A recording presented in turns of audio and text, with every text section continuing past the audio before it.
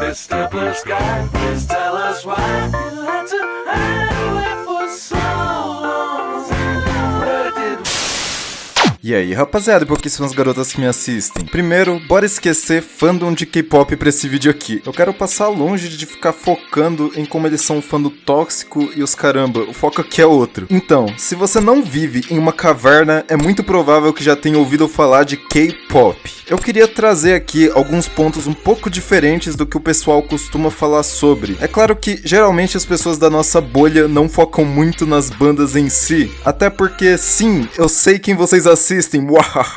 Esse pessoal geralmente não dá a sua visão sobre a indústria de K-pop em si, mas foca muito mais na fandom, que não é à toa que tem uma fama de ser uma das fandoms mais tóxicas da internet. Então eu queria trazer uma coisa que eu acho até mais interessante de falar, o lado obscuro da indústria de K-pop. Até porque falar mal da fandom é como defender que o céu é azul, simplesmente não tem por que ficar atirando em um cadáver que já morreu por causa do próprio veneno.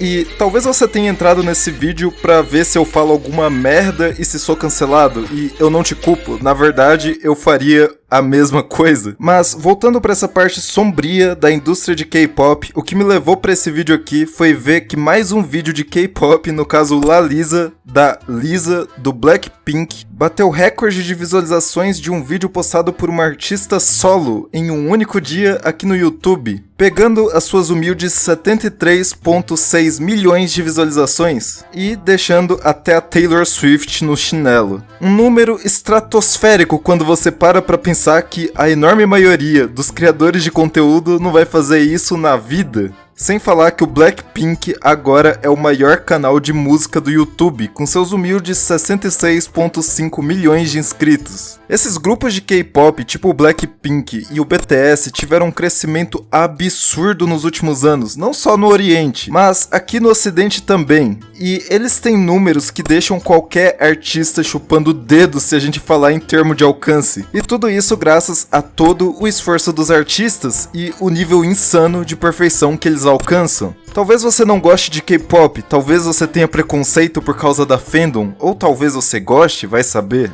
Mas goste você ou não, o que eu posso dizer é que é inegável que a produção que eles fazem tem uma qualidade impecável e em um nível de perfeição que beira a loucura. Só que aí entra naquela questão que as meninas do K-pop sempre falam pra defender os artistas. Você não sabe pelo que os meninos passam. Eu não quero focar nos chamados meninos aqui, mas sim mais nas meninas. Só que, de qualquer jeito, imagine que o que os meninos passam pra quebrar todos esses recordes e conseguir esse resultado é algo no mesmo nível delas. O negócio é que pra chegar nos níveis de detalhes absurdos que parece que foram totalmente calculados pra mexer com os fãs, essas artistas têm que passar por umas coisas que eu diria que são um pouco acima do comum, pra não dizer coisa mais grave. Na verdade, eles chegam em um resultado tão acima do esperado que basicamente é impossível de se dar uma crítica negativa, além de um não gostei porque não me agradou, ou um simples eu não gostei porque eu não gostei. Porque, assim, quando você olha pro que eles estão se propondo a passar, com um show com a coreografia, o timbre, as letras e tudo beirando a perfeição, pra não dizer que é perfeito, é quase como se não houvessem erros, mas é claro que o preço pra chegar nesse nível chega perto do que eu chamaria de vender a própria alma. Para que você se torne um idol ou uma idol de K-pop, o processo é extremamente árduo, onde desde o começo, na verdade, desde antes de se tornar um, os artistas precisam seguir uma lista rigorosa de exigências e proibições. Falando um pouco sobre as proibições, e mais especificamente as bandas principais de K-pop, as garotas do Blackpink, por exemplo, são proibidas de se tatuar, de dirigir carros, de beber álcool, de ter um parceiro, de viajar por conta própria sem autorização e várias outras coisas que possam gerar qualquer tipo de polêmica negativa.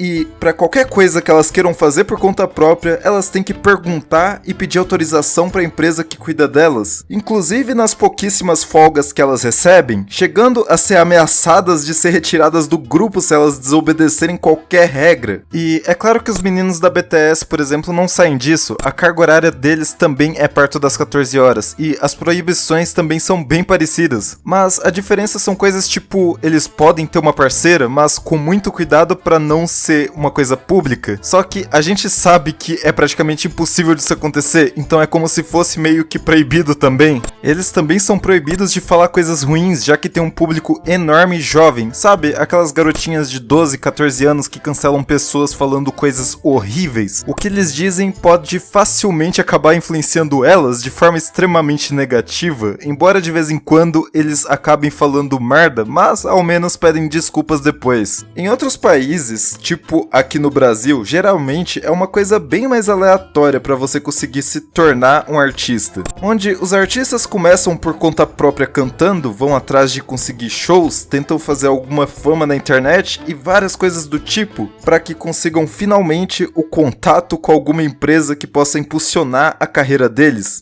Agora, quando a gente fala em K-pop, ou seja, lá na Coreia, é totalmente diferente. As pessoas que querem se tornar artistas vão para essas empresas de K-pop desde o começo para tentarem se tornar idols de K-pop, onde primeiro passam por audições, algo como aqueles shows de talentos que a gente vê na TV. Isso na esperança de serem selecionados para tentar entrar na indústria de K-pop. Dessas pessoas, aquelas que são selecionadas vão começar um treinamento. Treinamento esse que pode durar de meses até anos. E com anos eu quero dizer décadas. Tudo isso para melhorarem como artistas nessa espécie de academia, tentando melhorar sua coreografia, seu canto e todos os seus dotes artísticos. Além, é claro, de todo o processo de mudança de aparência. No caso das meninas, por exemplo, o exigido é que elas pesem menos de 50 quilos e pode ter certeza de que é um peso muito abaixo para uma mulher adulta, dependendo da altura da garota. Tanto que é muito comum que essas artistas passem por dietas que chegam a ser perigosas e sofram de anorexia, onde ficam tão obsessivas com seu peso que simplesmente param de comer. 多分1日に300キロカロリーぐらいしか取ってなかった時本当 É muito comum, inclusive, de você ver algum artista desmaiando do nada em público por causa dessa parte da indústria, onde você tem inclusive compilados no YouTube dessa situação. Claro que por causa do estresse aliado com uma alimentação longe de ser a ideal.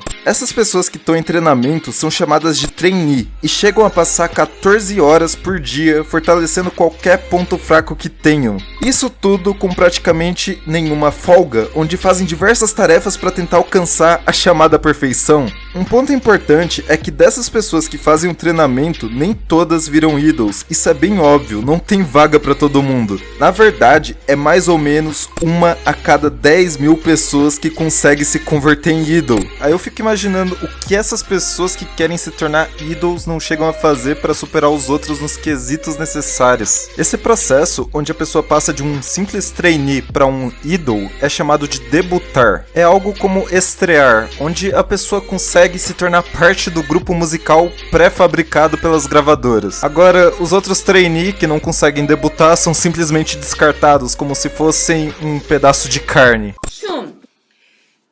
나 같으면 이거 데뷔 안 시켜. 나가라 그래.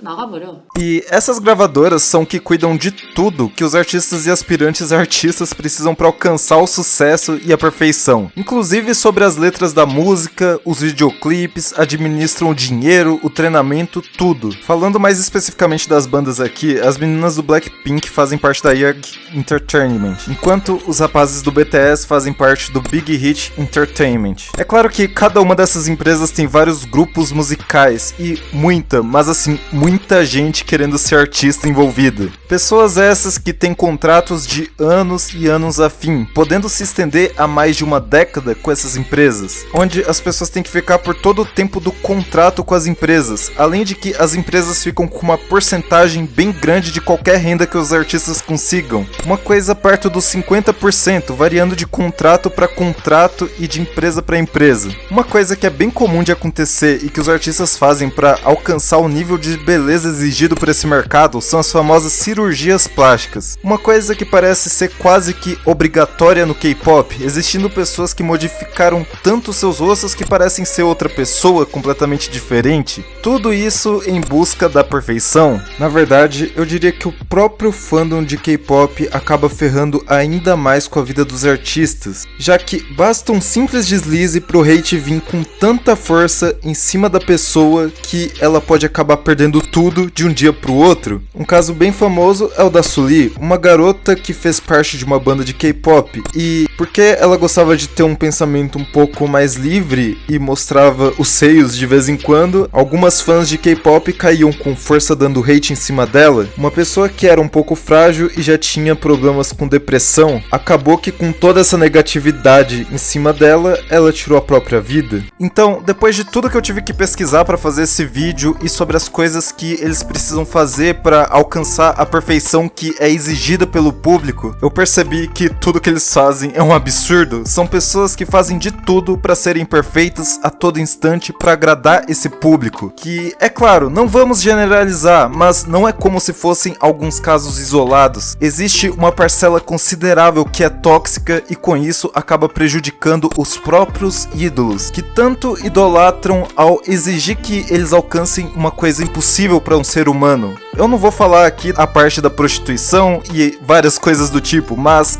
tem muita coisa bem pior que eu pesquisei por trás das cortinas desse iceberg do K-pop que rola por aí. De qualquer jeito, fica a crítica aí pra parcela tóxica da indústria de K-pop. Valeu mesmo por ter me assistido até aqui, tamo junto e é só o começo. 一番年も上なのにデビューできないかもしれないってことだったら考えないようにしてとりあえず頑張っていこうと。